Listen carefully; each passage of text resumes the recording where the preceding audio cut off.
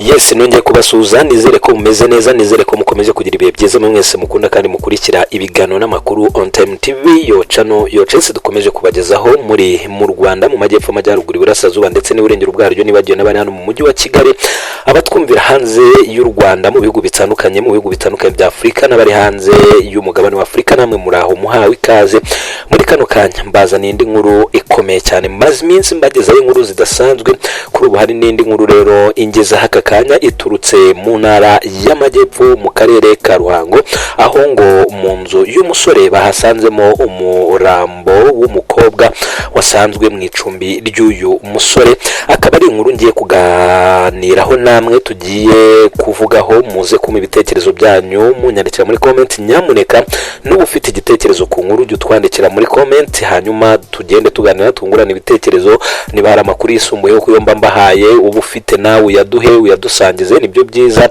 Dukomeze twubaka umuryango nyarwanda ushingiye ku makuru ya nyayo kandi yizewe. Hanyuma niba utarakora subscribe nawe uyikore, urakana kwa magambo yanditsemo subscribe imbere ze na On Time TV, hahitaza akamenyetso k'inzogera nakuga kandeho, aho uzajya wibere mu rugo, mu kazi no mu zindi gahunda zigiye zitandukanye. Nzajya mwereza ubutumwa bugufi, notification, bityo ube mu bambere bamenya amakuru agezweho hirya no hino mu buryo bukoreye. Amakuru yacu rero reka tuyatangire, mbabwire ko kuri ubu ngubu amakuru mbonye aka kanya kuri uno munsi ku cyumweru rwose mu masaha y'isa 11 rwose n'iminota 12 nibwo mbonye no makuru avuga ko ngo kuri uno munsi tariki ya 21 z'ukwezi kwa 12/2025 umurambo w'umukobwa witwa Umuhoza Delphine w'imyaka 26 y'amavuko wasanzwe mu icumbi ry'umusore, bikaba bikekwa ko bari bararanye. Umuhoza ngo yaguye mu mudugudu wa Buhanda, akagari ka Nyakogo, umurenge wa Kinihira, akarere ka Ruhango.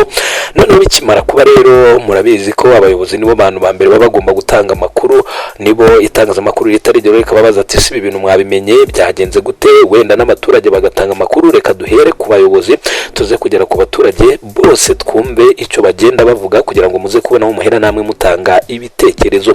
Noneho itangazamakuru rikimara kumenya ano makuru, nk'uko n'ibinyamakuru bigiye bitandukanye nabonye no nkuru byayanditse, harimo ikinyamakuru Muzete.rwa, ikinyamakuru nacyo kigira amakuru rwose meza kandi yihuse, nacyo mushatse mwajya mugisura. Cyanditse kigira kiti umunyamabanga nshingwabikorwa w'umurenge wa Kinihira Ndishimye Benjamin yabwiye Umuseke ko nyakwigendera yaguye mu icumbi ry'umusore witwa Habyarimana Jean Pierre. Yavuze ko urupfu rwamenyekanye mu gitondo cyo kuri iki cyumweru tariki ya 21 ukwezi kwa 12 umwaka 2025 ko umukobwa yari yararanye n'uwo musore. Ati twasanze yashizemo umwuka, bishoboke ko yapfuye nijoro. Gitifu Ndishimye avuga ko inzego z'ubugenzacyaha RIB na polisi bahageze batangira gukora iperereza. Avuga ko iperereza ryahereye kuri uyu musore bararanye, ibyarimo gusobanura bifitwe na RIB. Avuga ko Habyarimana Jean Pierre urimo gukorwa iperereza ari ingaragu nubwo afite imyaka 46 y'amavuko. Noneho reka tuve ku cyo ubuyobozi buvuga, turebe icyo abaturage bagenda bavuga hariya nk'uko ibintu babimeze. Twite tureba naho uno murambo wa nyakwigendera waje kubujyanwa kugira ngo tugere ku mwanzuro w'ino nkuru yacu. Murabizi ko ibyacu ari ibintu biba byihuta cyane.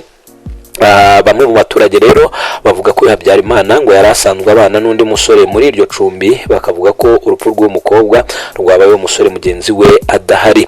Noneho nyuma y'iba baturage batangaje, natwe tukiri gukurikirana kugira tuze kumenya ukuri n'ukuri, turaza guhamagara hariya muri kariya karere batubwire, baduha amakuru ya nyayo.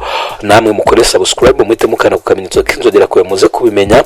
Uno murambo w'Umuhoza Delphine rero wahise ujyanwa ku bitaro bya Gitwe gukorerwa isuzuma, mu gihe Habyarimana Jean Pierre we afungiye kuri station ya RIB mu murenge wa Kabagari kugira ngo iperereza rikomeze rikorwe, barebe se byatewe n'iki, byagenze gute, niba hari icyaba kibyihishe inyuma. Ariko kugera aka kanya nta yandi makuru ahari.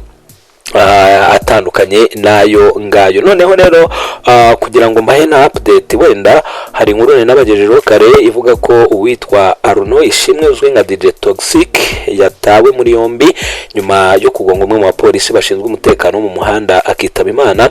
Ubu amakuru hari aravuga ko yatawe muri yombi mu rukerera rwo kuri uyu wa gatandatu tariki ya 20 Ukuboza 2025, nyine ni iki cyumweru turi gusoza, ubwo yaratashye avuye mu kazi ko kuvanga imiziki. Iyi manuka ikimara kubanga uyu DJ Toxic yahise acika, ariko aza gufatirwa mu karere ka Karongi.